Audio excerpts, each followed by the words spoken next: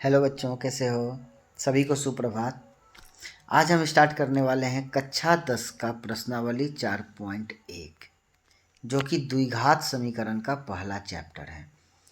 Even इसमें सिर्फ 4.1 नहीं, इसमें 4.1 और 4.2 दोनों चैप्टर एक साथ आएगा। ठीक है, बहुत इंपॉर्टेंट चैप्टर है। इससे भी बहुत सारे क्वेश्चन आते हैं जब ये चैप्टर खत्म। इसमें टोटल द्विघात समीकरण में टोटल 3 चैप्टर हैं, 4.1, 4.2, 4.3। जब ये तीनों चैप्टर कंप्लीट होगा तो इस साल जो क्वेश्चन आ चुके हैं 10th के बोर्ड एग्ज़ाम में, वो सारे क्वेश्चन को भी हम हल करेंगे अगले वीडियो में। इस वीडियो में हम प्रश्नावली 4.1 और 4.2 को देखेंगे। अगले वीडियो में प्रश्नावली 4.3 और इस वर्ष पूछे गए 10th बोर्ड के मैट्रिक के क्वेश्चंस को देखेंगे, जो कि इसी चैप्टर से पूछे गए हैं। बहुत इंपॉर्टेंट चैप्टर है। सबसे पहले हम जानते हैं कि द्विघात समीकरण होता क्या है और हम किसको द्विघात समीकरण कहते हैं। तो द्विघात समीकरण जो है, इसको ऐसे हम डिफाइन करेंगे। कोई समीकरण अगर दिया हुआ है px इक्वल टू 0, कोई समीकरण px इक्वल टू 0 अगर दिया हुआ है जहाँ पे px का घात 2 है, ये सबसे इम्पॉर्टेंट है। द्विघात इसीलिए कहते हैं क्योंकि घात 2 होता है। द्वि मतलब 2, घात मतलब घात, और समीकरण मतलब समीकरण। मतलब किसी समीकरण का घात अगर 2 है तो उसको द्विघात कहते हैं। तो बोल रहा है कोई समीकरण px बराबर 2 दिया हुआ है जहाँ px का घात 2 का एक बहुपद है। मतलब px जो बहुपद है वो घात 2 का एक बहुपद है, तो उसे द्विघात समीकरण कहते हैं। ठीक है, देखो द्विघात समीकरण को x square plus b x plus c के रूप में दर्शाया जाता है, जहाँ ए कभी जीरो नहीं हो सकता। अगर ये मेरा ए जीरो हो गया तो ये पूरा जीरो हो जाएगा, और पूरा जीरो हो जाएगा तो एक्स का जो घात है यहाँ पे 2, यहाँ पे जो एक्स का घात दिया हुआ है 2, ये खत्म हो जाएगा। जब ये एक्स ही खत्म तो घात भी खत्म, तो फिर बच जाएगा बी एक्स प्लस सी, जो कि एक रैखिक समीकरण बन जाएगा, द्विघात समीकरण नहीं रहेगा। तो इसलिए ये जो एक्स स्क्वायर का जो गुणक होता है ए, वो कभी जीरो नहीं होना चाहिए, तभी ये द्विघात समीकरण कहलाएगा। जैसे एक एग्जाम्पल से हम देखें तो यहाँ पे कुछ एग्जाम्पल हम दिए हुए हैं। 2x square minus 3x plus 1 equal to 0, ये एक द्विघात समीकरण है क्योंकि x का घात 2 है। यहाँ देखो 4x minus 3x square minus 1, ये भी एक द्विघात समीकरण है क्योंकि x का घात 2 है। ये आगे यहाँ रहे या कहीं भी रहे, ये 2 का घात होना चाहिए, तो वो द्विघात समीकरण है। जैसे यहाँ 1 माइनस एक्स स्क्वायर प्लस 300, यहाँ भी 2 घात है, तो ये भी द्विघात है। यही अगर ऐसे लिखा रहता x plus 300 minus x square तो सबसे लास्ट में लिख देते फिर बराबर 0, फिर भी ये द्विघात समीकरण होता है क्योंकि इसका घात 2 है इस समीकरण में। तो इसी को कहते हैं द्विघात समीकरण। द्विघात समीकरण का मतलब कि कोई भी समीकरण दिया हुआ है, कोई भी बहुपद दिया हुआ है, तो उसका घात 2 होना चाहिए, और एक्स स्क्वायर का जो गुणक है वो कभी 0 नहीं होना चाहिए।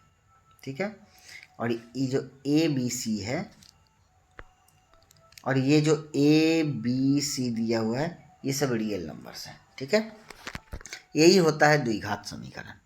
आगे देखें अगर तो 4.1 जो चैप्टर है, इसमें सिर्फ 2 तरह के सवाल आते हैं। पहला सवाल आपको इस तरह से पूछा जाता है कि निम्न स्थितियों को द्विघात समीकरण के रूप में निरूपित कीजिए। एक कंडीशन दिया हुआ है और आपको द्विघात समीकरण के रूप में इसको दिखाना है। इस चैप्टर की बात कर रहे हैं 4.1 की। 4.2, 4.3 में अलग अलग है। ठीक है, इसके बाद एक दूसरा क्वेश्चन इस तरह से पूछता है कि जांच कीजिए क्या ये जो दिया हुआ है ये एक द्विघात समीकरण है। तो 4.1 में हमको यही 2 चीज़ सिर्फ पढ़ना है कि एक तो जांच करना कि क्या द्विघात समीकरण है, और दूसरा इस कंडीशन को द्विघात समीकरण के रूप में लिखना। तो पहले हम इसको देखते हैं, दोनों बहुत ईजी है। देखिए यहाँ बोल रहा है एक आयताकार भूखंड का क्षेत्रफल 528 मीटर स्क्वायर है। आपको पता है कि किसी भी आयत का क्षेत्रफल क्या होता है, ये लंबाई होता है, ये चौड़ाई होता है, और आयत का क्षेत्रफल होता है लंबाई गुने चौड़ाई। ठीक है, ये आपको पता है। अब देखते हैं, तो इसकी लंबाई और चौड़ाई हमको पहले पता होना चाहिए। ठीक है, तो लिखता है जिसकी लंबाई, मतलब इस आयत के बारे में बोल रहा है, आयताकार भूखंड के बारे में बोल रहा है, जिसकी लंबाई जो है चौड़ाई से दुगने से एक अधिक है। मतलब चौड़ाई को अगर हम x मान लेते हैं तो लंबाई जो है चौड़ाई के दुगने मतलब 2x से एक अधिक है, मतलब +1। ये लंबाई हो गई, x चौड़ाई है तो लंबाई ये है। सबसे पहले हम क्या करेंगे, सबसे पहले हम इसको मानेंगे। क्या मानेंगे? सबसे पहले हम मानेंगे कि माना कि चौड़ाई जो है वो x मीटर है। याद रखना सारे यूनिट मीटर्स में है, क्वेश्चन में लिखा रहेगा। ठीक है, तो आपको ये मीटर लिखना है। चौड़ाई x मीटर है तो लंबाई क्या हो गया, लंबाई हो गया चौड़ाई के 2 गुना से एक ज़्यादा, मतलब 2x + 1 मीटर। ठीक है, अब लंबाई भी हमको पता, चौड़ाई भी हमको पता, तो क्षेत्रफल क्या होगा, क्षेत्रफल होगा लंबाई गुने चौड़ाई। ठीक है, और ये दिया हुआ कितना है 528। देखिए यहाँ कितना दिया हुआ है 528 मीटर स्क्वायर। ठीक है, तो 528 हो गया इतना के बराबर। अब कुछ नहीं करना है, इसको सॉल्व कर देना है।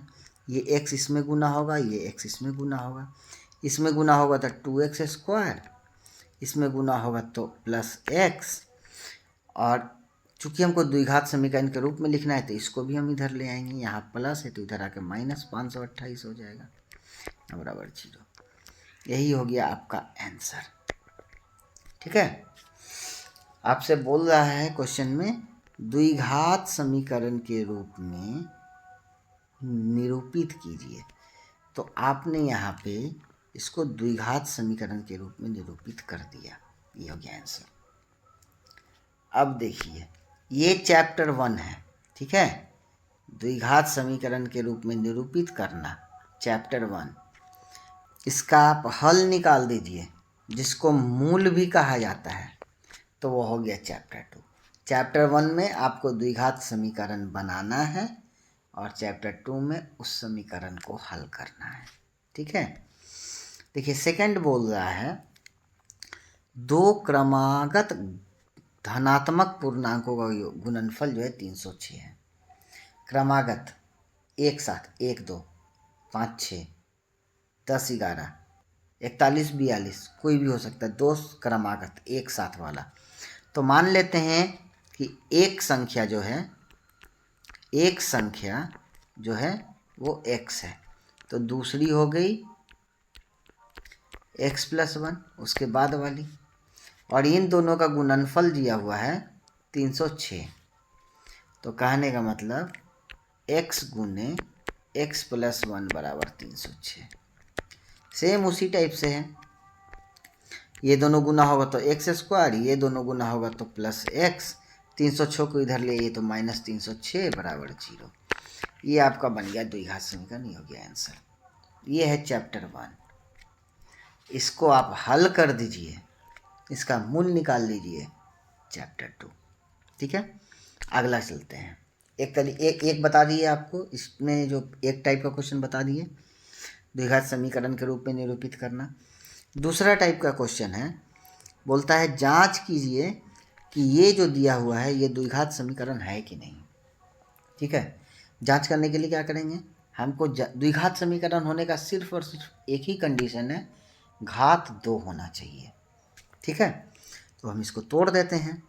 x + 1 का होल स्क्वायर, मतलब ये आप पढ़े हैं पहले, इसका फॉर्मूला भी हम पिछले 2-3 क्लास पहले हम लिखवाए हैं, देख लीजिएगा। a + b का होल स्क्वायर होता है a² + b² + 2ab। और इधर हो गया, इसको हम गुना कर देंगे तो इधर हो जाएगा 2x माइनस 6। तो एक्स स्क्वायर, 1 का स्क्वायर 1 और 2x प्लस 1 मतलब 2x, ये तीनों को गुना करेंगे तो 2x हो जाएगा, इधर हो जाएगा 2x माइनस 6। अब देखिए यहाँ भी प्लस है यहाँ भी प्लस है, ये 2x तो कट गया। ठीक है, बचा क्या, हमको बचा इस साइड में एक्स स्क्वायर प्लस 1 और इधर में बचा माइनस 6। अब ये इधर आ जाएगा तो माइनस 6 की जगह प्लस 6 हो जाएगा और 6 प्लस 1 7 हो जाएगा। तो ये हो जाएगा एक्स स्क्वायर प्लस 7 बराबर 0। अब देखिए घात 2 है, यहाँ अगर हम देखें तो x का घात 2 है, 2 है तो द्विघात समीकरण है, मतलब इसको बोलेंगे हाँ, पहला जो है द्विघात समीकरण है। दूसरा देखते हैं ये है कि नहीं।